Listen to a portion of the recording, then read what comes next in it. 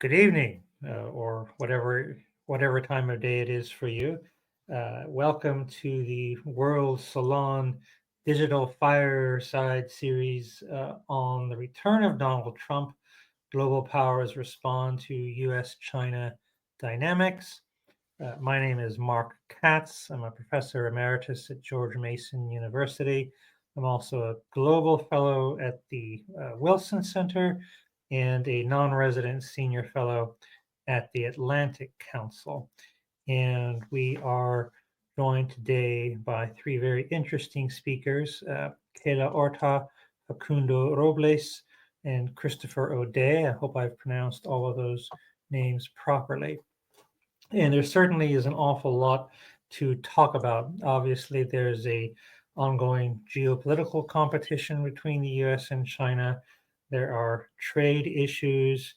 There are there's a nuclear issue. There's the issue of China's role with regard to the war in Ukraine. There's U.S. China competition in really every region of the world. And yet, as we've seen with the latest, tariffs have been imposed by the new Trump administration, but sort of the limits on packages coming from China was announced and suddenly reversed. So there does seem to be some degree of cooperation as well. In any event, there's an awful lot to talk about.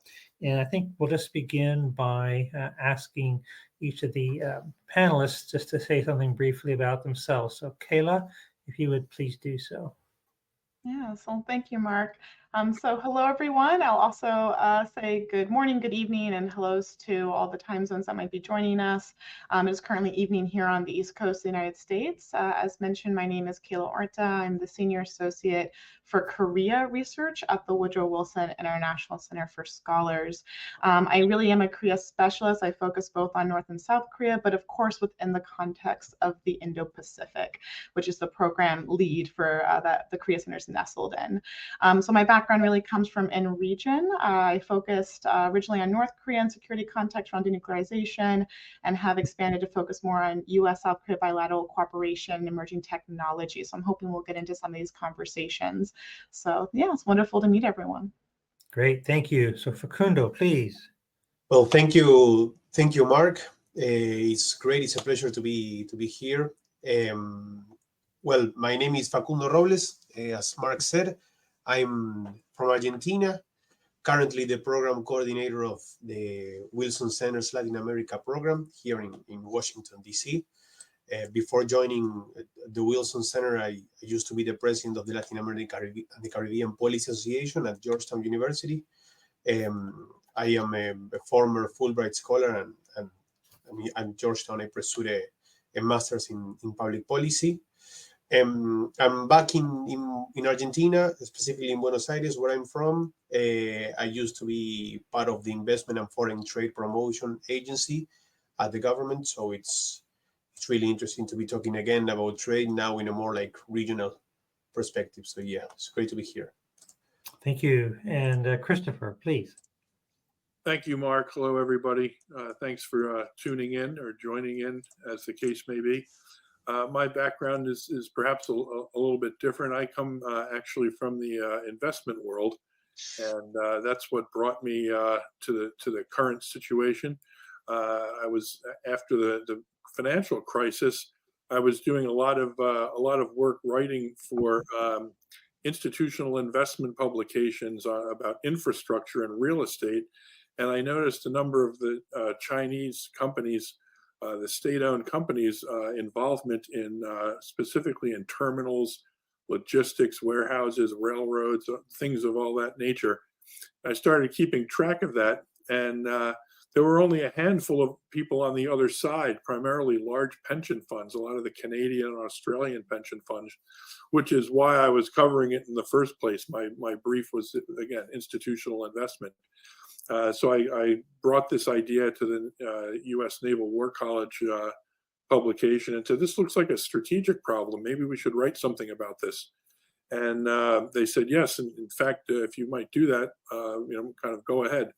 So it was an interesting brief because I wasn't technically an academic, and also I was not ex-military, so kind of a civilian bringing this in. And the particular topic is the commercial maritime logistics and what China's done in shipping, in ports and terminals. They've done really kind of a bang-up job, you'd have to say, because they are right now the world's largest, and I'd say really the only vertically integrated player in terms of owning shipping lines, ports, terminals, et cetera, and having it hooked up to, of course, as we all know, China's massive manufacturing operation. So it gives them kind of a one-stop shopping strategy to tell people we can make things for you and we can deliver them to you, and we can build your loading dock if you need that as well.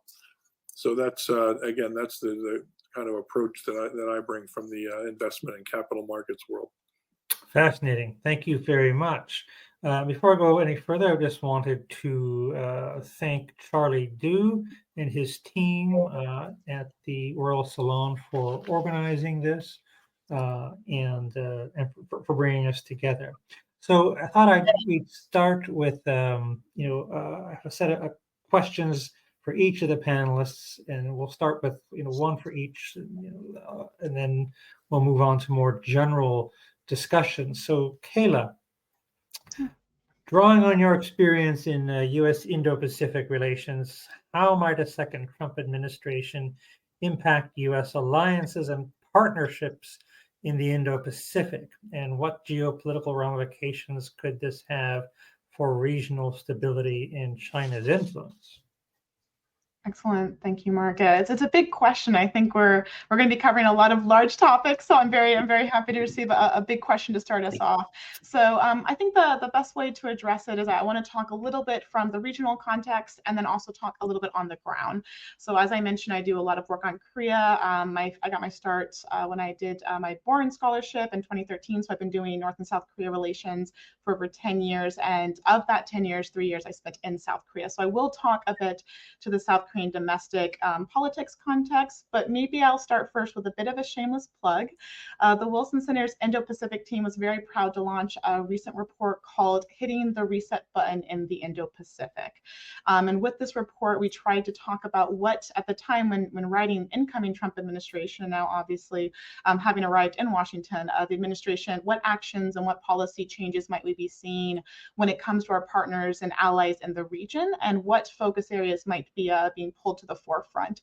And I think what really came out of drafting this report, thinking this through at the time we were working on this, was actually last summer, was building this idea out and thinking, how do we talk to the different possible elements? And then of course, during the elections, really wanting to make sure that this was something that was very tangible and maybe perhaps impactful in some ways.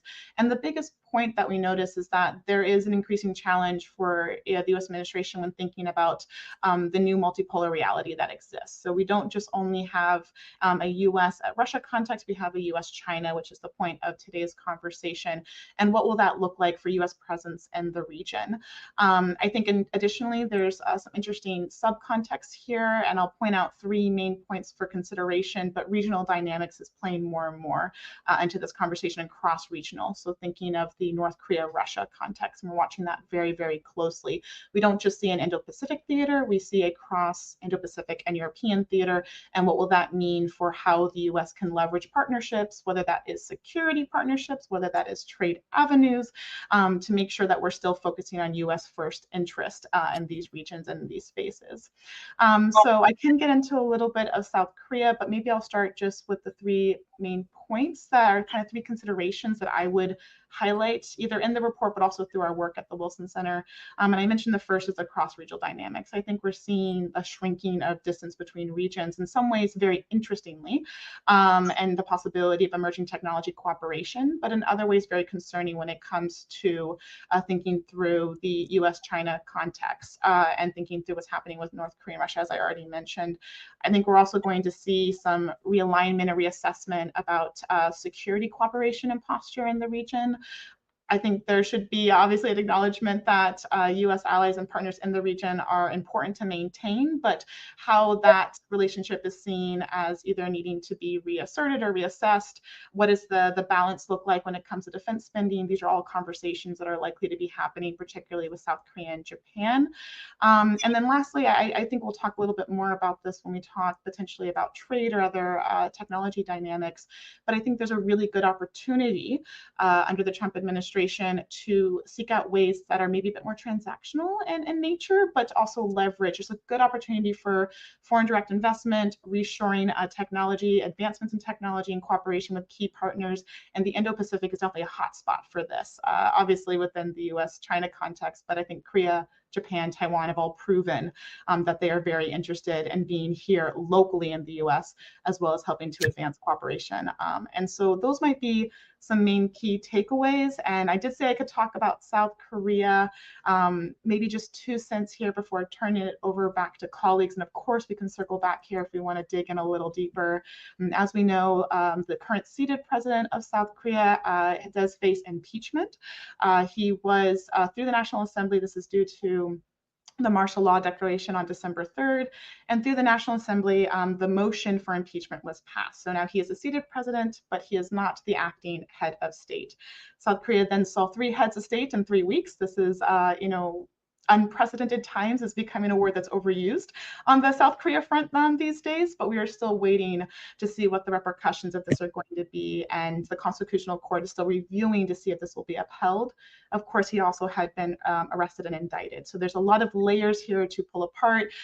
In many ways, this is, I think, unfortunate for the larger regional vision. I think many people on the foreign policy side saw Korea as potentially being a pillar that stays consistent. We have change in the US, we have change in Japan, change around the region, and we expected a few more years of this presidency for whatever people's opinions and persuasions, it just at least was a level of consistency. And so now that also is a little bit in the air. So I'm happy to dig in if people have questions on what does the Constitutional Court do and what's happening in that space. But for now, I'll turn it back to you, Mark. Great. Thank you so very much for kicking it off this way. Okay. Facundo, with your expertise in public policy and Latin American leadership, how might shifting U.S. China relations influence Latin American countries' trade policies and foreign investment strategies, especially in industries where China's presence is expanding? And of course, I think one has to also throw in the whole question of America's border policy, and does in fact this ultimately help China make more friends as we lose them? But anyway, your views on this would be most welcome. Well, yeah, thank you, Mark. One of the things that I love the most about having these sort of conversations is that whenever I have the feeling that this is, or since I'm like so focused in Latin America, something is only happening in Latin America, but now by listening to Kayla, I realize that it's happening all over. I think there are profound shifts in the global economy happening right now. One in which Latin America finds itself at the intersection of great power competition and emerging economic opportunities. As U.S. China relations continue to evolve, these changes, of course, directly impact Latin America's trade policies, investment strategies as well, and long-term economic outlook. To understand where we are today, I think it is important also to look at history, right? The United States has long been Latin America's principal economic partner with deep-rooted trade relationships and investment flows that continue even today to shape the region. For example, countries as Brazil, Chile, Colombia, Mexico, of course, Paraguay, Peru, and Uruguay still send a significant share of their exports to the US. And specifically in the case of Mexico, for example, this figure is about 80%. Yet, as we know, over the past 2 decades, China has emerged as a key player in the region's economic landscape. Today, its influence extends beyond trade, right? It includes investments in infrastructure, energy, technology, and finance, we see a lot of examples happening all over the region. China's approach has been pragmatic. They prioritized economic engagement while also offering capital, but also market access. It's not that they're just offering financing to the countries. They also are a place where Latin America can export. And in fact, you can see that the data reflects this shift. Latin America's exports to China have grown from 10% before 2017 to around 15% today. And this increase highlights China's demand for strategic resources. Now, we can think of copper, lithium, soy, oil, etc. But also, one of the things that I would like to notice is that this is a very general picture of Latin America today. The region is extremely diverse, extremely fragmented, and any analysis of trade and FDI that we are going to analyze, one must take into account the differences between each of the countries. Of course, it will take more than an hour to do this, but also it's very important to know that aggregated data does not fully capture the complexity of these dynamics. I mean, just to mention, Latin America is a very polarized region as well. The whole region underwent significant political transformations in recent years. Between 2019 and 2023, we saw 19 government transitions where opposition parties took power. Last year, in 2024, that trend began to shift with elections in El Salvador, Dominican Republic, and Mexico, where the ruling party won. And this marked the end of the wave of alternations that defined the previous 4 years. But I'm just mentioning this in order to analyze that whenever we are talking about Latin America, it's not a static body. It's a very dynamic region. All the alliances that are made are extremely liquid. So this whole political landscape also makes it difficult to analyze the region as a single entity. To sum up a bit, also to finish this, I think it's really important to highlight that, as I mentioned in the beginning, maybe sometimes another bias that I usually have is I think that Latin America is underrated. That is not a priority for the United States foreign policy, but it should. That's my bias. However, today, we can see, for example, with the Secretary of State doing his first trip to Central America, we can see some sort of signal, at least. As you were mentioning, Mark, that could also relate to, of course, the priorities of the government, but we still have a lot to see to get a very strong conclusion. But yes.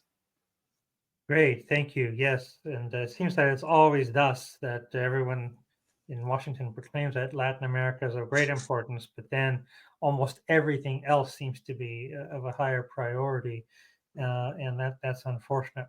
But anyway, moving on, Christopher, drawing upon your expertise in the global shipping and logistics, President Trump has made a very public issue of the Panama Canal and accused basically China of having very great influence there. And I'm just sort of wondering if you could talk about the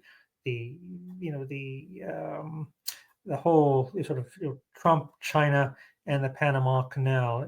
Is President Trump, did he possibly exaggerate the degree of China's influence? And I'm just sort of wondering if by treating Panama so threateningly, does this in fact lead to a self-fulfilling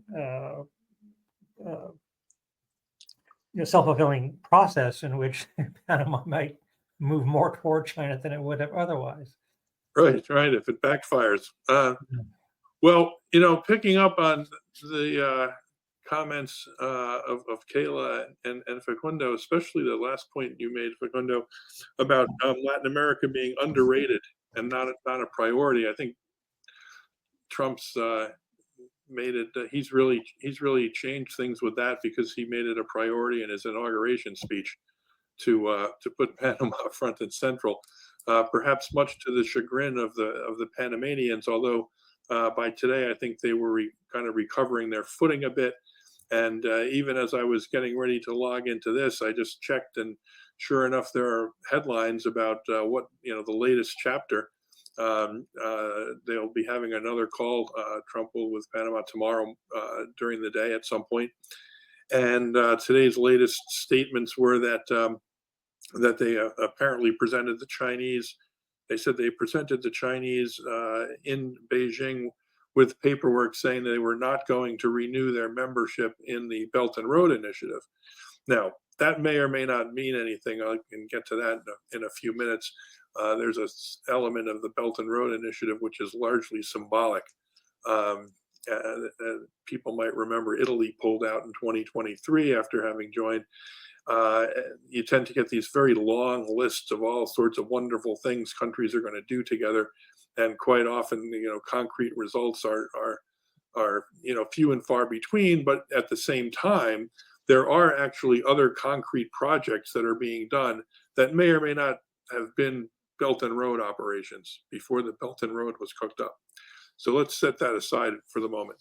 But the situation that we have in Panama is developing rapidly, and it's a unique situation in terms of the U.S.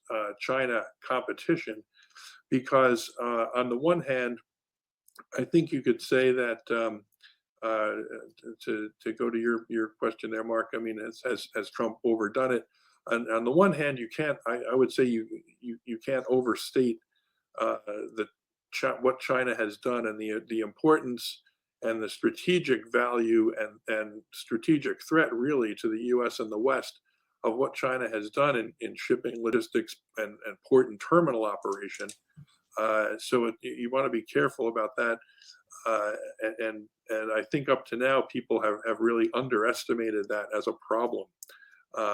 And yet at the same time, Panama is not really a great example of something where if the U.S. wins, it doesn't really roll back a lot of what China is doing. And here's why. Because in Panama, you have a unique situation where the United States is party to a treaty with Panama, with the country where the particular Chinese maritime infrastructure exists. And you don't have that situation really in Greece, in Peru, in other countries where you have these port projects.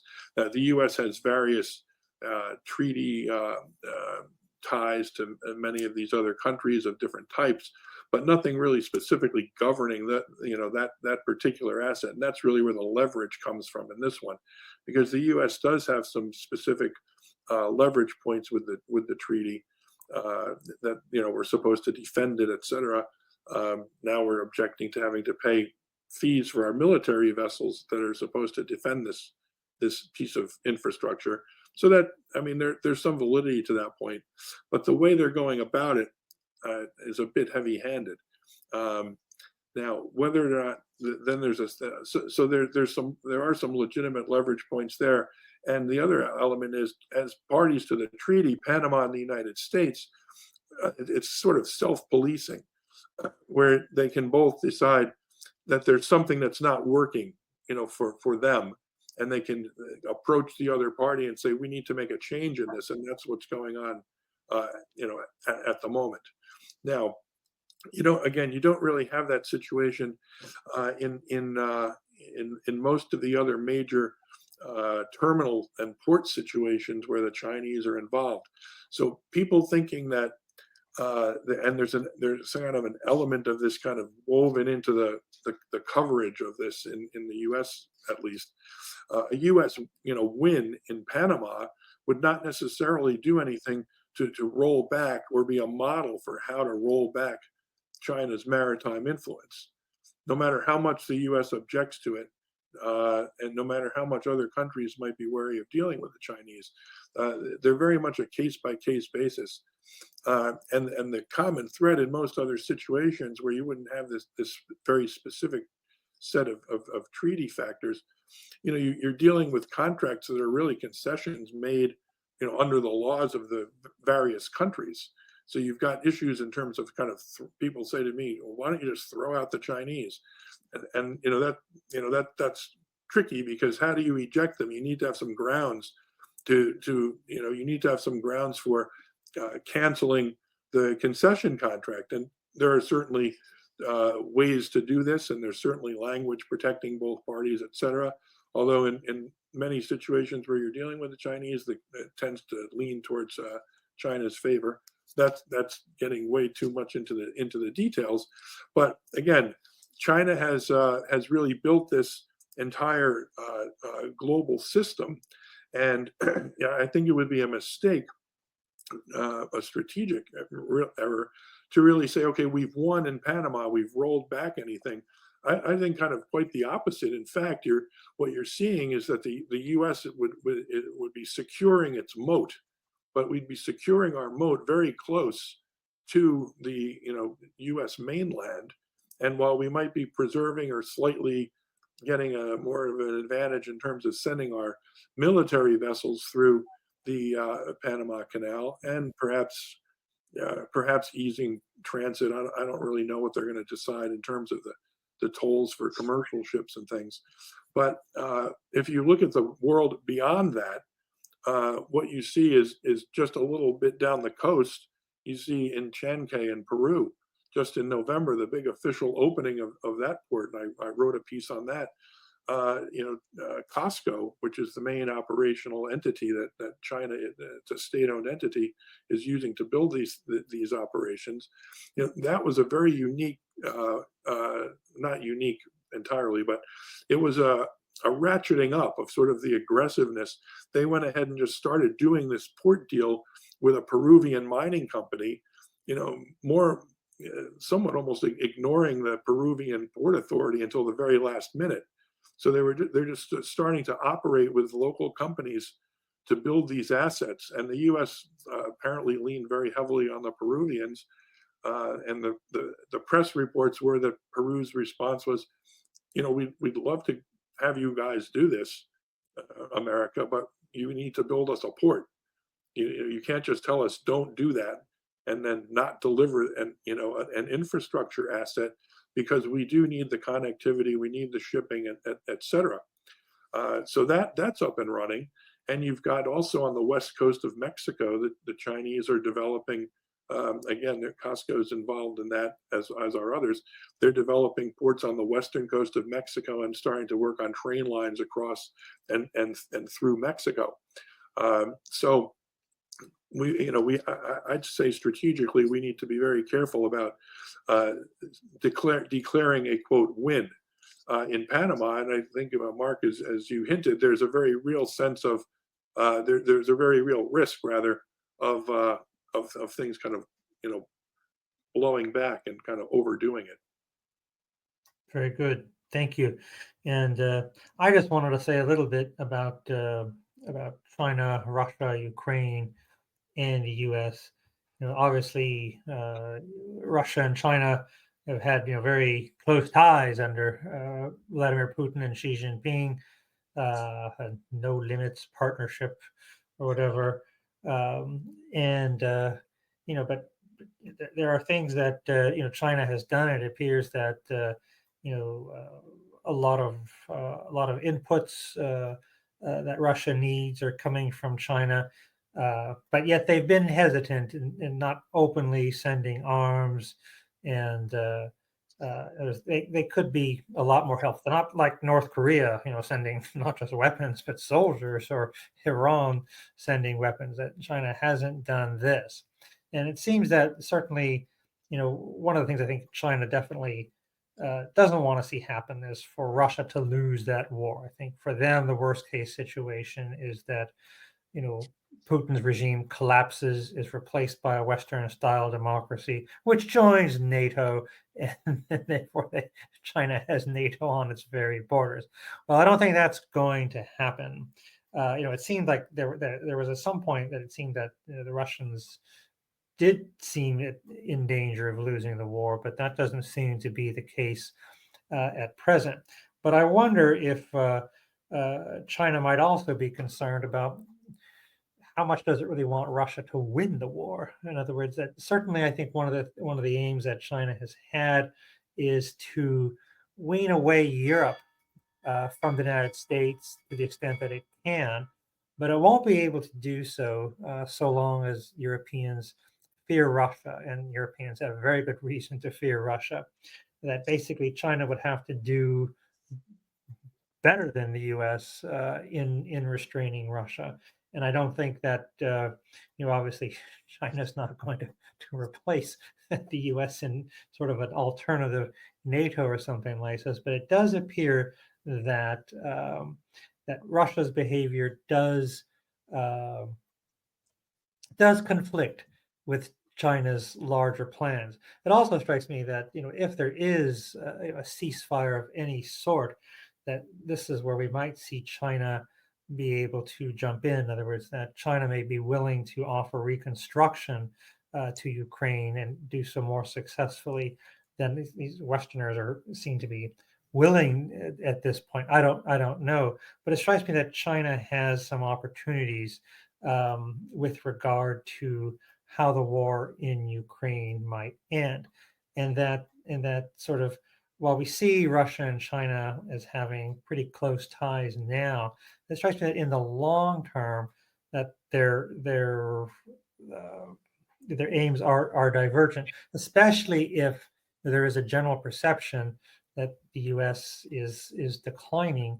Well, then, often what happens is that, when the purpose of an alliance comes to an end and the alliance itself comes to an end, and it does strike me that Russia and China, we might see more competitive interests, and certainly in other parts of the world, whether it's the Middle East, Africa, that Russia seems to thrive on instability. That's where they're able to send in people, their mercenaries, ship weapons, etc.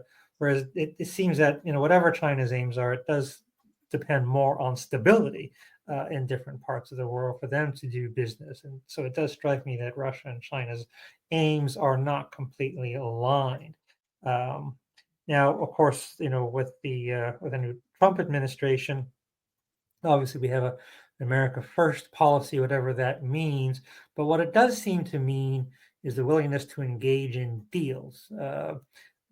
And that is it possible that we might see something like this? And what strikes me is that President Trump has indicated a willingness to make deals with different American adversaries. Even Iran.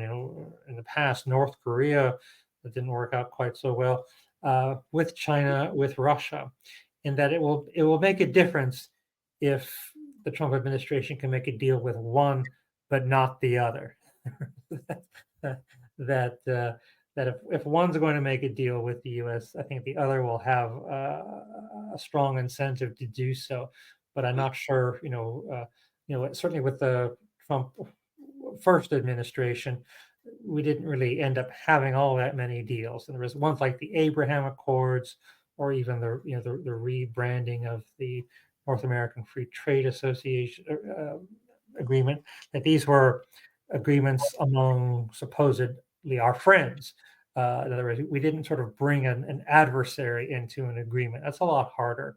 And so it strikes me that this will not be easy for the Trump administration either. All right. Well, why don't we see? I guess time is flying. Head to more general discussion questions, and I have a question. I guess I can just like to address to all three of you. One thing that strikes me is that in terms of obviously talking about China or the U.S., what we also need to talk about is, as you already have, is what the aims of the countries in different regions are.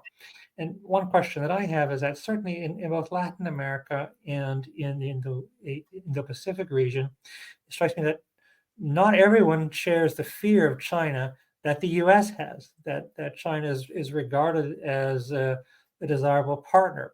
And then there are also countries that, while fearful of China, they also want to trade with it. And so what they really want is, trade with China, but U.S. protection against China, sort of the best of both possible worlds. There was an article in The Economist recently about how, compared to some 20 or so years ago, there are now far more countries that do far more trade with China than they do with the U.S. And if the U.S. pursues a policy that forces countries to choose between, either you trade with us or you trade with them, that they might choose make a choice that we're not very happy about. And so I'm just wondering, how you see this in different parts of the world. In other words, is that, how do other countries view whether Latin America or the Indo-Pacific, the U.S. and China? And I think, the part of the question is that, with the Trump administration pursuing such a sort of a more assertive policy, do they see the U.S. as being that different from China? And so, anyway, why don't I just throw it out to anyone who would care to address that? I was going to say, you said Indo-Pacific and Latin America. But Facundo, do you want to take it first, or I'm happy to jump in and then? Go ahead, Carla. Go ahead. Oh, okay. Well, I think, Mark, it's a really great question, because I think we have a tendency to also, in many ways, maybe how colleagues have already spoken to this, we have a tendency to maybe put boxes around regions and assume similar like-mindedness. And I think when we talk about the Indo-Pacific, we're talking in many ways about China, Korea, Japan, Taiwan. That's Northeast Asia. Are we also talking about India? Are we talking about Southeast Asia? Are we talking about mainland, maritime, Southeast Asia? What is their perceptions on China? What about their trade routes? What about their ability to receive infrastructure support and foreign direct investment? And so I think it's even within the context of the global space, when we get into the regional, you're going to also have the sub kind of regional that's going to differ between different countries. And so I think one of the things that maybe is interesting when it comes to, I'll start with the Northeast Asia, because we have a lot of partners in that space, is I think it's interesting how it has been possible to leverage that close partnership and close history of relationship to the benefit of pulling more trade into the U.S. So obviously we have to wait and see what some of the full 2024 accounting is, but there was a lot of conversation around the U.S. surpassing China and as South Korea's #1 trading partner for one of the quarters last year. And so there's a lot of enthusiasm about this, that this is finally broken through, and what will this mean now? Okay, that was one quarter. What does it mean moving forward? But I think it's really interesting to see how that bilateral conversation was really raised and flagged. Obviously, we have very close partnership with Japan. We can talk about the context surrounding Taiwan in some of these spaces when it's attempt to work alongside the U.S. in certain technology spaces.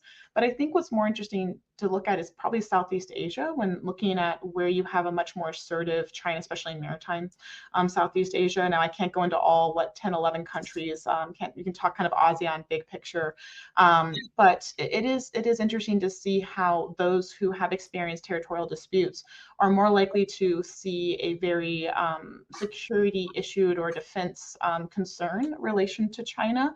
But then you do still have some of these trade and investment into infrastructure, and that they want this. They want to be able to build up their infrastructure. They want to be able to expand their reach, their own reach. And that's not just tangible, that's also in the digital space. And so in some ways, South Korea and Japan have both been interesting in their efforts to almost as a second tier interact with Southeast Asia and kind of pull them into also conversations about kind of global regional order and thinking more kind of US-led leadership, and kind of leveraging some of their own goals to be stronger middle power contesters in the region, which also kind of echoes the same narratives that we hear in the US. And some countries have been more aligned to that, and some do not like it, because in their mind, it's just another example of being forced to choose in a world that's not designed for them when it comes to this conversation.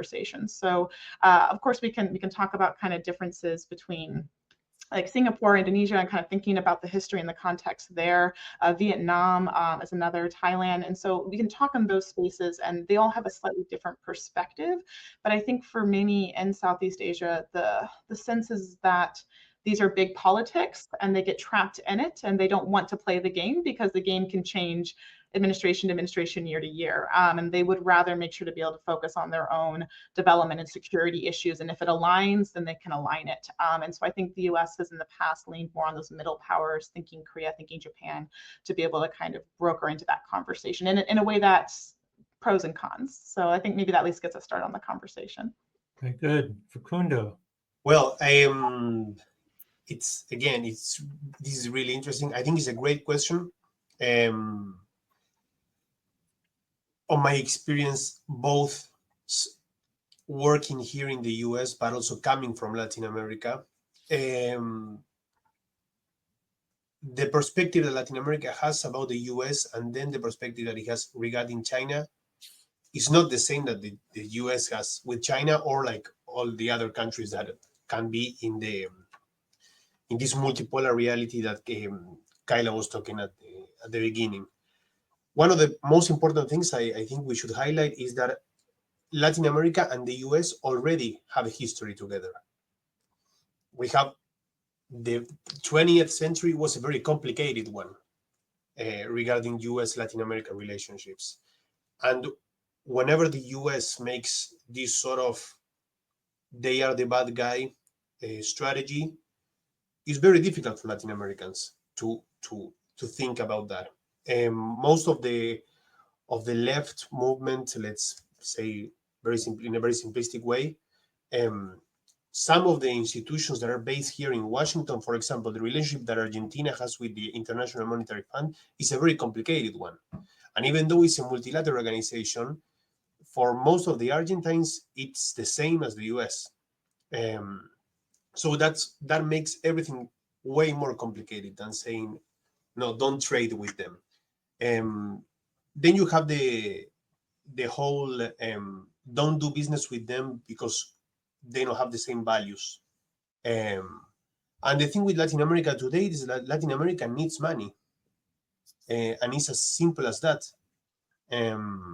Maybe the US, again, as we were talking before, I think like right now we are seeing these are Christopher was also highlighting that we are seeing a very explicit focus in Latin America, right? Like Secretary Rubio's trip emphasized like this strengthening alliances,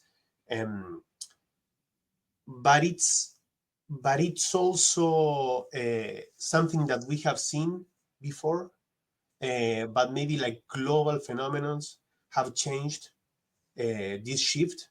And I think that it's complicated for the US because if Washington's like focus shifts again, let's say, for example, too heavily into the Asia Pacific, into Ukraine, it also created opportunities for China to expand its economic and diplomatic footprint in Latin America. And China didn't waste any time regarding that. All that happened during the past 2 decades, it's the proof of that.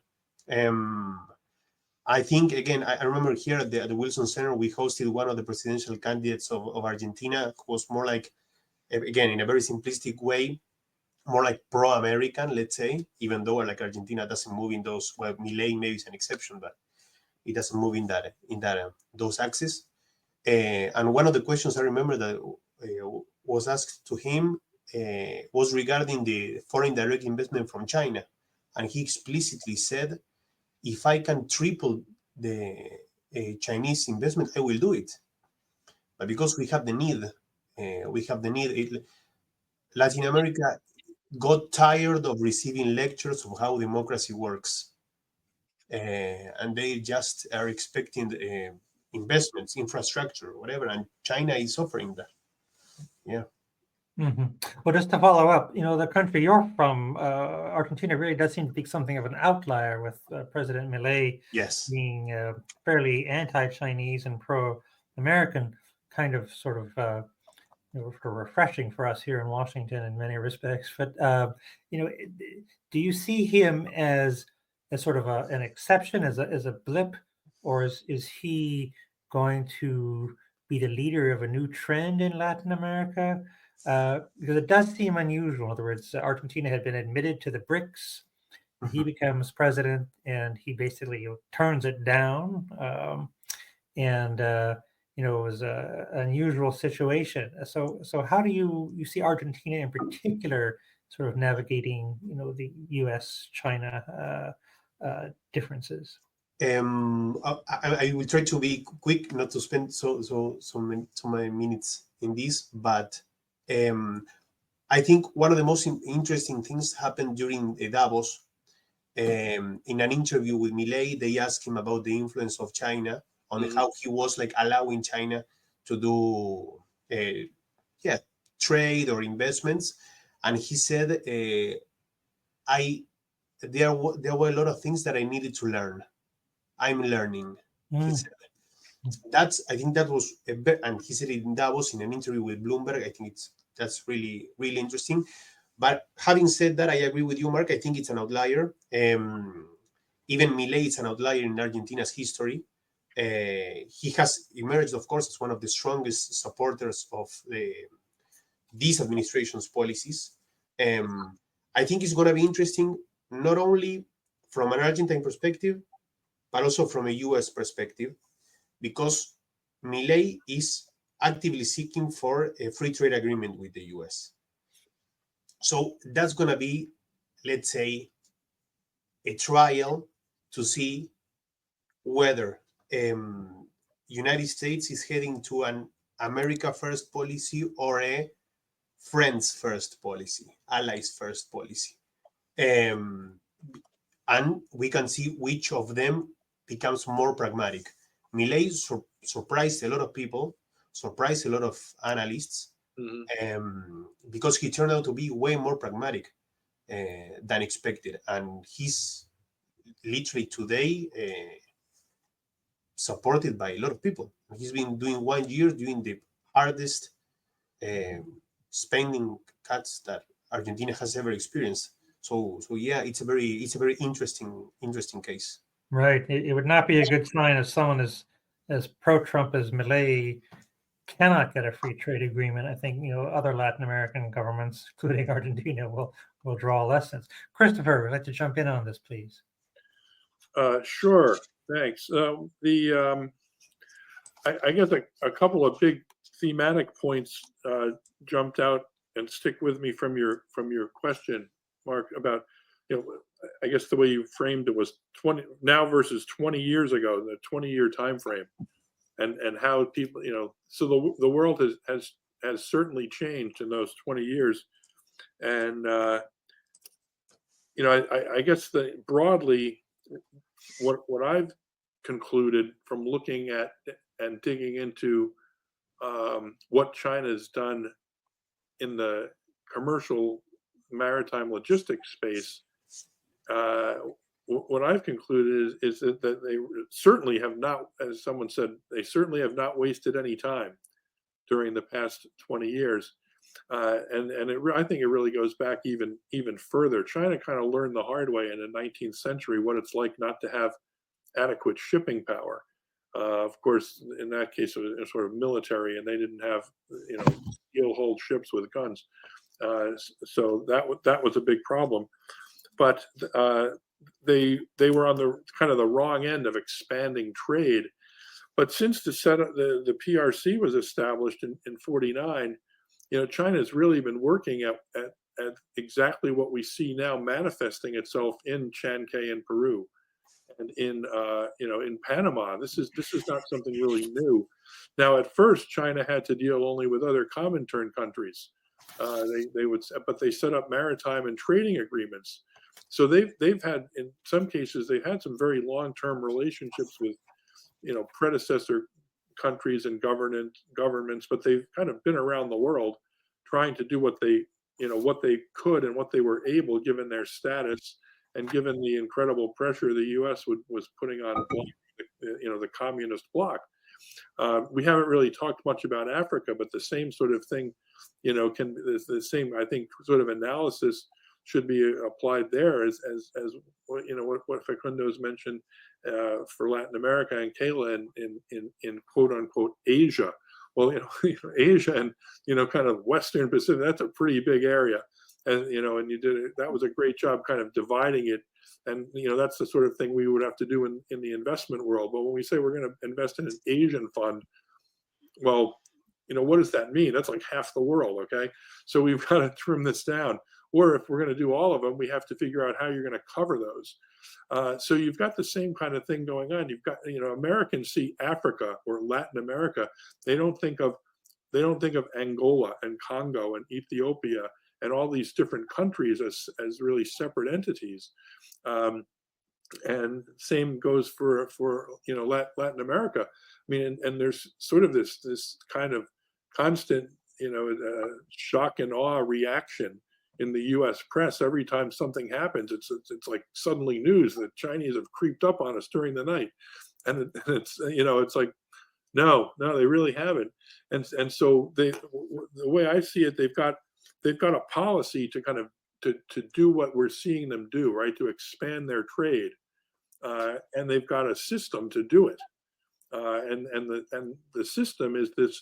Again, it's this shipping, logistics, terminals, and they've got both. Kayla mentioned the concept of physical and digital. I mean, they've got the physical presence, and unfortunately, through a lot of Huawei equipment in many places, they've put in the digital infrastructure to run things and run the telecommunications operations, and just to run the automated terminals and as much automated and electrified as they can do in various situations. And that's the way that whole business is heading. It's to have automated loading on docks, automated terminals, and automated unloading, and again, some of it's purely for safety, but a lot of it's for speed and efficiency. So that's an attractive offer to a country that is speaking the line Facundo mentioned. We need investment. And that was really how they got a toehold in Greece. And nobody paid that much attention to the port of Piraeus when it was ranked 48th or 53rd. And the Chinese had been poking around in 2005, 6, 7, 8. And it really burst, again, a great example, Piraeus. They burst into the news in 2016 when supposedly Costco bought the port of Piraeus. But that wasn't really the start of the story. That was the end of chapter 1. They'd been working there, and they took over a dock that was basically non-functional and worked on it for about 8 years, and nobody else bid on this concession contract. And so, Costco did, the Chinese did. And so now they're ensconced, and I think it'd be very difficult to get them out. I did an interview on a trip in 2019 with Secretary Pompeo, and asked him about exactly this point with respect to these terminals. And he said, yeah, it's going to be hard to get them out of there. It's not a Belt and Road loan where if you replace the loan, you can quickly kind of replace them. They're 30 and 40-year contracts, and they build major operational assets. And what the local authorities like is they generate revenue. Because that people think this is also complicated, but it's really like the hot dog concession at the beach, or the concession to take garbage away from a park. I mean, their concession contracts that really distilled to their simple essence, where that somebody is hiring a provider, and there's a revenue stream, and the government gets some of the revenue, and the provider gets some of the revenue to recoup their investment. And because it's a couple of $1 billion to build a large port, you want 30 years to be able to recoup that. And so what does that get? Well, I mean, so we've got the physical and the digital, and the port concession, that's the governance operation. So I see that as China's new strategic triad, and the governance aspect is they're there at the table for 30 or 40 years. Now, they might even get dinged in Panama and be pushed out. They might lose the concession, or one of them, or have large changes made. But they might come back in 5 years or 10 years. They know that Trump is a one-term president. They don't know how things are going to turn out. But again, they've been at this for decades. And so, again, a win there is not necessarily a complete win. But they've got kind of again, I call it a kind of a triad of the three pieces. They've got the stake literally in the ground. They've built digital operations around it, and the business is much more digital. And then they've got, what keeps them, at the table talking to the local governments is this, they've got kind of a governance role, because the large infrastructure projects differ from something as simple as kind of food concessions and all, because you're dealing with the long-term planning of the rest of the country's infrastructure, the rail lines coming in and out, the telecommunication lines, right, that need to supply the operation in order to be doing the tracking and loading and unloading, and the electrical system that runs the electrification and so forth. So, if there's going to be a major change in one of those things where they need more power, at some level, they get involved with that kind of thing. And, we've seen that unfold in Greece. And you can almost see it starting to unfold in Chancay in Peru, where people are looking at, and it was the first thing I did when I heard about it a few years ago. You just get on Google, look at the satellite map, and kind of where are the roads, where are you going to put the power, what are the most likely routes, and how do you get over and through those mountains onto the kind of flatter plain into Brazil, and they're already involved in Brazil, in southeastern Brazil. And one of their major digital trunk lines goes across the South Atlantic from Africa to a point in Brazil, part of the Chinese undersea digital cables. So this is all, this is not something where they're just setting up a bunch of people and cranes on a dock to move some containers. And this is somebody mentioned earlier, shameless plugs. I forgot, I should mention, I actually have just finished a book on this whole topic, and I'm in discussions now with potential publishers to see who and how we can get this out there. So keeping my fingers crossed. Sounds fascinating. All right. I would like to encourage the audience to submit questions and comments. I don't see anything in the chat. There is. In the meantime, Mark, sorry, I want to know what you think about the question. Mm-hmm. Well, I think that I just think that I don't mean to sort of to simplify matters, but it does seem that China has thought more strategically about its investments. Now, obviously, you have a state actor, but there's also lots of corporate actors in China as well that want to make money. But there does seem to be a more strategic approach. Whereas for the U.S., it's obviously with lots of American businesses doing investing in different countries, but it's obviously we're not doing so as like, hey, corporation X, if you should really invest here because that would really be good for U.S. strategic interests. I don't think it works that way, and so I think that we aren't. We are not quite in the same game, and obviously, it's you have administrations that last 4, maybe 8 years, and then new policies come out, and we just don't pay attention. I think that sort of a couple of you referred to this. I think all of you actually is that maybe we think about regions, we don't think about sub-regions, and we certainly don't think about countries.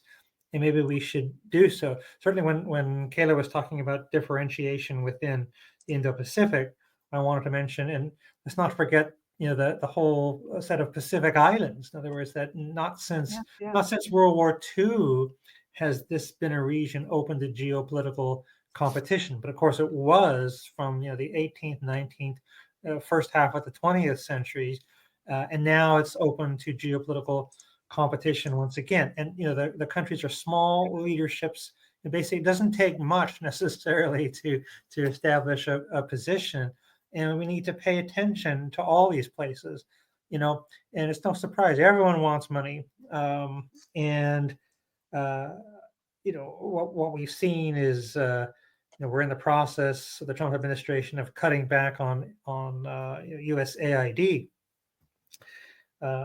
I don't think there's an appreciation that we're not just giving aid out of the goodness of our hearts, whereas we do this for strategic purposes, and it's a competitive environment, as our friends, our adversaries are also in this business, and if we're not, then we are essentially yielding the ground to them. And so it seems to me that it's one thing to think about foreign policy in terms of domestic political priorities or preferences.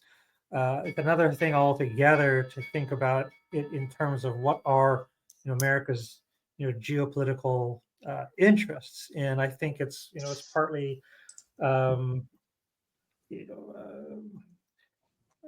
know, I can go on. This is, sort of in the schools themselves don't seem to teach in this. They used to in the past. Certainly, when I was going through school, when they did teach this, we learned European diplomatic history about but I don't. I think that they might emphasize other things, but they don't emphasize this.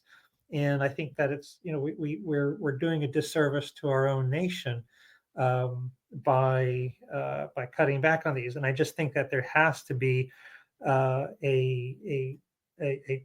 dialogue between Congress, administration, corporations, and others about just what really are our interests. When I was an undergraduate way back in the 1970s, I was one of the things we read for international relations class was the Hans J. Morgenthal's Politics Among Nations. One of the great old textbooks. I was the third edition, and at the end, when he's giving recommendations, one of the things he said was governments should be the leader of public opinion, not its slave.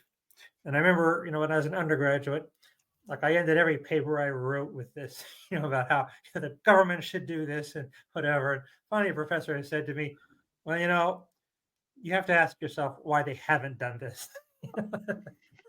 that it's not really, it's not what they think of doing. It's not popular. That they'd rather be leaders of domestic public opinion. And I think that there's a mindset. It's one thing when the U.S. was thought of as unipolar power, which I don't think we ever were, but a lot of people didn't like that. But I think it was bad for the U.S. as well. I think that people thought that we didn't really have to think about international relations very seriously. Well, we do. We certainly do now, and I think that other countries are doing so. Certainly, back when I could visit Russia, one thing that always impresses me is that, my God, they all think strategically. I mean, the taxi drivers about this is what they're just thinking about geopolitics day and night. And I haven't been to China, but I suspect that certainly Chinese scholars I've spoken to, that this is the approach that they have, and this seems to have been lacking here. And I just think it's very unfortunate. So sorry to get on my high horse about this. Anyway, so I was hoping that during the time I was speaking, we would see something pop up in the chat. I would have thought that maybe even Charlie and Associates would plant. I think we do have. Yeah. It looks like we do have one question in the Do Q&A we? tab. Well, where Yes, do you see it just popped in. So Where? I see it's a question from Henry Zhang asking about. Where is this? I don't see it. I mean, Henry, you're very welcome to speak up. I think it's under the Q&A tab, which is beneath the chat bubble on my end. Right, Henry Zhang. Yeah, there he is. Right. Okay, Henry Zhang, yes. As you mentioned, the EU, how would you evaluate the role and effects of the EU in relations between China and the US? Okay, and so I guess that's directed to all of us. So anyone would like to take that?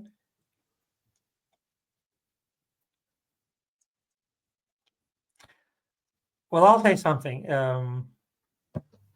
I've actually spent some time over in Finland. I was a fellow at the Finnish Institute of International Affairs. I was also a Fulbright scholar in the UK. And I think that there is sort of a sense in Europe that maybe if they can't count on the U.S. for support, something that they got just very used to, then they have to start doing things on their own. And I think that there is a school of thought that feels as like, well, maybe because most of them, not all of them, see Russia as a threat, that somehow China might be able to help them out. That what they need to do is have good relations with China to help tame Russia. And I think that's part of what they're thinking about in terms. In other words, they don't see Russia and China as joined at the hip like we often tend to do here in the U.S. That anyway is my point of view. But if anyone else would like to jump in on that, I'd appreciate it. Yeah, I think that's probably in a macro sense that's about right. They don't see them as joined at the hip, and unfortunately, they for a long time I think the EU was providing a lot of intellectual property and engineering and things, and really still are for China. They've been even with all of the opposition that we've kind of seen publicly from various some European governments and the EU itself, but you've still got like the one of the biggest German chemical companies built a huge plant down on the southeast coast. They're losing their car industry is really kind of losing its market share there, but in terms of advanced science, especially chemistry and chemicals, you're seeing some pretty big investments still continuing. And significant trade missions, to the Germans and the French. One thing that also has a role in this type of thinking, alliances came up a couple of times. The Chinese are really the dominant player in something called the Ocean Alliance, which is it's a group of it's 3 shipping companies. They try to make it sound like 4, but one of them is Orient Overseas, which was in Hong Kong, but Costco bought it a few years ago. And this is really interesting. Costco pays to keep the stock market listing of Orient Overseas as a separate entity. So they present to the world as 4 and as a separate type of a separate business, which is kind of curious. And, we would, I think in the capitalist West, we would scratch our heads and go, why are they spending that money? If you've bought the company and then you're spending, what's the return on capital for doing that? And to me, it indicates that it's a strategic investment. They want to make it look. They don't want to make it look like it's all under Costco and have all the league tables and counting of ships and things be all consolidated, because then it looks like a bigger, scarier Chinese shipping line. Nonetheless, they are the dominant player in this thing called the Ocean Alliance. And one of the other major players in that is a French company, which relates to the EU, called CMA-CGM. It's a private company. It's owned by a Lebanese family that lives in France and Marseille. And they have been financed by various Chinese state entities since about 2013. They received some significant investments from one of the Chinese state banks, and they also have a joint venture in the terminal business with China Merchants, which is the original. China Merchants is the original Chinese state-owned company from 1871, I believe, when they set up China Merchants Steam Navigation, and that was in reaction to the disaster of the Opium War era. And they said, we're going to build our first Chinese-owned, modern steam-powered ship. And so that China Merchants is still in existence today. China Merchants Port Holdings and CMA have a deal called Terminal Link, and they own several dozen terminals all around the world. This is how I kind of unraveled all of this stuff and realized that the level of the detail how they interact. Those are very, very tight ties with France, and CMA orders all of its ships, as almost everyone does, from Chinese shipyards, and they, very close relationship. So this shipping alliance is now the world's largest single shipping alliance. And just in January, they renewed their agreement recently for another 5 years. They had this huge convention in Hainan, where the theme was port shipping integration, which is kind of what they're doing, and they're pushing this around the world. We had a chance, the United States, in 2016 to either significantly alter or just block that alliance. And at the time, the acting director of the antitrust division wrote letters to the Federal Maritime Commission, warning them that this is it's a huge opening to let them do exactly that, integration with land operations, and maybe you should trim that back. Well, they didn't do anything about it. They made some very minor changes, and again, so that's almost a decade ago, and it's allowed them to do a lot in the U.S. and around the world. So again, they're working on this around the world, and they've got very strong ties with EU companies in the shipping area. They were able to get their operation in Piraeus. They've got Costco has operations in Hamburg and a number of other places. So the EU, has significant ties, and I think as large and seemingly powerful as the EU is, they fit, I think, into that. Someone said earlier, it's like they don't want to. I forget who said it, but someone like, we don't want to have to choose, but it's not a world of our own making, and we don't want to be in this spot. So that's a good question and bears watching. Very good. I see we have another question, this one from Grace Wang. How might U.S. China tensions under the Trump administration shape political and economic alignments in other regions? And what policy responses can be expected from key global actors in response to these dynamics? Anyone like to tackle that? Mark, I can jump in here a little bit, since this pulls us back into a bit of the alliance context, but I am curious to hear other colleagues' assessment here as well.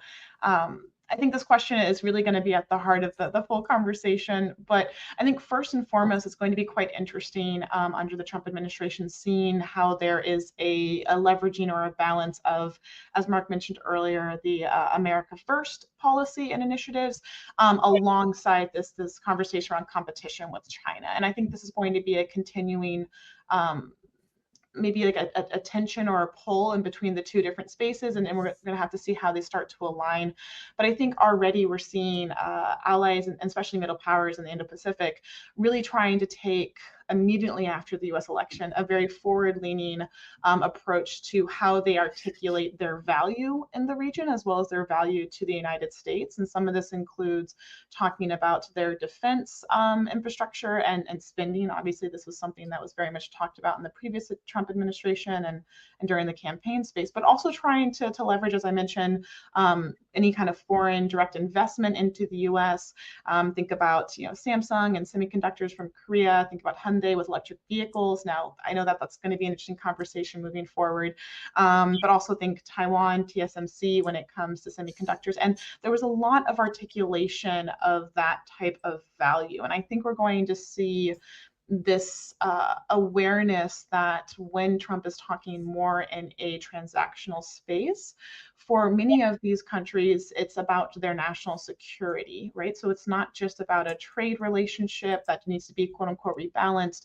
It's about a nuclear umbrella, right? When we think about South Korea, we think about Japan, and we think about the threat of North Korea. And so for them, it's about how do we articulate in a way that pulls and enforces the tight partnership on security as well as trade in the region. And I think we're going to continue to see that. Obviously, Ishiba's in Washington right now, and there will be more meetings. There'll be meetings tomorrow, and so we'll be seeing how he tries to be very forward-leaning. Unfortunately, because of the situation in Korea, we expect that there will be a little bit of time before we see strong leadership in South Korea trying to take that proactive measure. But we do know that they were already having these types of conversations to articulate value and think about what ways can there be policy alignment or trade alignment or negotiation that can be of interest and cooperation with the Trump administration. So Regionally, we might also see a push from countries to work more collaboratively within their own spheres of influence. We might see that in that sense. But I think because of the security dynamic for a lot of the Indo-Pacific, there's going to be a push to try to engage where there's interest to engage, whether that's shipbuilding, if that's semiconductors, but that way there is a close partnership, not just in the security space. So I think at least those are some of the topics that come to my mind, but obviously it's a big and interesting question. So I'm curious to hear what colleagues have to say additionally. I might just add something. It's regional competition is sort of the one of the hallmarks of great power competition.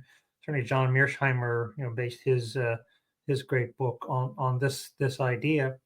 And I think what's so fascinating, I think we've talked about this, is that often for governments in these regions, they don't want to choose. They want to be able to benefit from playing one off against the other, and maybe that's in fact, if that's the situation, maybe what we need to do is to compete. In other words, not take an either you're with us or against us approach, but maybe we cannot prevent China or others from having some influence, but that doesn't mean just because they have some that they have all influence. That basically we can and should, sort of not just the U.S. but the West as a whole, try to compete. In other words, and that's not bad. In other words, it's like we're not badly off if as long as the region is not totally under the control of any one hostile great power, then we have room for maneuver. And I think that's sort of the way to respond to Chinese investment is to step up investment of our own. And I think that I would imagine that the Trump administration in particular would be sympathetic toward that approach. I'm not sure I've heard them put it in these terms, but that's something that I think that we ought to do. Okay, anyone else like to address Grace's question? Yes, if I may, Mark, I'm following up on what you were mentioning, but also what you mentioned in the previous question that made me think. Talking about specifically Latin America, I would say that the region, even though, as we said before, it's very difficult to talk about it as a whole unity, but Latin America is no longer just reacting to this great power competition, but it is actively positioning itself within this new dynamic. And also, whenever we talk about this, the increasing role of China or this multipolar reality, it is also very important. And again, as you were saying, that sometimes it is framed as a threat, but for many other countries, it's a huge opportunity to define its own path or to choose one partner over the other, depending on the circumstances. So again, I think the challenge for all the regions, but again, talking about Latin America, is not just about like navigating U.S. China tensions, but also adapting to this increasingly multipolar world. I think countries will need to be way more proactive than reactive. And in the case of Latin America, all the Latin American countries are Latin America first. They are their own country first. They are all following their own interests. Mm-hmm. So again, I think it always makes it difficult, and I think this is my main conclusion out of everything, to talk about these regions as one single and homogeneous body. And going also straight to the question regarding the policy responses, maybe. I think you will see some nations that will strengthen ties with the U.S., aligning to its with its like a push to counterbalance China's influence in some sectors, as Kyla said, defense, technology, supply chains in general. Others may look for like a midpoint. I wouldn't call it neutrality because I think that no country is neutral in this case. You will see that like whenever they're like, I don't know, voting in the United Nations General Assembly, or like there's no like neutrality. But also, and I agree with Kayla, you will see these regional alliances, right? Like blocs playing a more autonomous role in shaping trade, specifically trade, and these economic partnerships. And just as also you are saying, Mark, in this case, I consider very interesting to see what's going to happen with Mercosur, to see, because Argentina is proactively seeking this FTA with the United States, but also Mercosur partners should ask for permission, and Milei has been very, very, very explicit on this sense. So yeah, that's what I think. Yeah, I think this is an opportunity for the Trump administration that Milei wants a free trade agreement with the U.S. I think that obviously there are forces in the U.S. that oppose any free trade agreement, but that I think that this is an opportunity that I would think the U.S. under any administration could not afford to forego this. That the implications of not taking up this Argentina's interest, could be pretty severe. And so, if we want to, if I think that if it's a question of we're afraid of China getting influence, what we shouldn't do is help China gain influence by doing foolish things. Right. That's and so I would hope that we would be sensible enough to understand that. Well, hopefully they won't go too far, as we were talking about earlier, and push to the point of backlash in the Panama situation. Yeah. Which I could do exactly that and help help China gain influence. And, just hearing the discussion in terms of regions, I have a chapter in the book that I've titled 4 Islands, and basically it looks like China they're doing I call it, my schematic is that they're running an island hopping campaign, similar in concept to what we did across the Pacific in its island hopping, and they're using infrastructure to move from one space to the next. But I think the worldview you're seeing emerge is that you've got Africa, Latin America, North America, and Eurasia. There's kind of the 4 big world islands. I know there's some geopolitical theory and all that there's one world island, it's Eurasia, but these others, I guess I'm making the case for the other non-Eurasian islands. But the problem is that you're seeing the U.S. Deal with something. Mark, I jotted down something you said where maybe we don't have to have it all or none, right? And we're not badly off if we have some alliances here. But I think that could be right. But that's kind of a big bring down, for the something that went from a unipolar moment, right, to a global hegemon. And I just historically, there really hasn't been a period where there really hasn't been a country that had maritime commercial sea power and then lost it and then regained it. I mean, the Dutch had it for a while. And then that, the Dutch system and the Dutch shipping and their state-owned kind of the VOC was the Dutch East India Company was kind of the template, right, for issuing stock, and the British took that over, and then they lasted until the 19th and then into the 20th century, and then the U.S. is standing now as kind of the steward for 80 years after the World War II of this kind of Dutch Anglo-American capitalist order. And I think we're seeing some indications the Chinese are saying, well, before the European seaborne hegemony, we were here.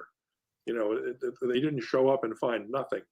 And there were countries, there was trading up and sea routes and things like that, and they've kind of adopted a number of Western ways, techniques, technologies, and things, and we're kind of seeing some of that kind of get pushed back around the world. So we're in an interesting period, certainly, and maybe we'll be back in a year and have a better view on where it's going to end up. Very, very interesting points, all of you. It strikes me also that one possible solution is that if the U.S. cannot keep its maritime dominance, and if it's worried about China replacing it, then the answer is to support regional powers, gain dominance in their specific regions. Kind of like how in the 19th century the British were seen to be encouraging the U.S. to Right. in Latin America and Japan in East Asia. They kind of farmed out this sort of thing. So then it's a question of working with the Argentinas, Brazils, Mexicos, Indias, Indonesias, etc., South Korea, Japan, etc. Well, we are almost at 8 o'clock, and I think that not seeing any more questions, that I think we should bring this to a close. I think we've had a very interesting and very wide-ranging discussion. Certainly hope our sponsors are pleased. And once again, I want to thank Charlie Dew and his associates for bringing us together. Certainly, I've enjoyed very much. I haven't met any of you before, but I hope very much to meet with all of you again. This is, I think, quite interesting.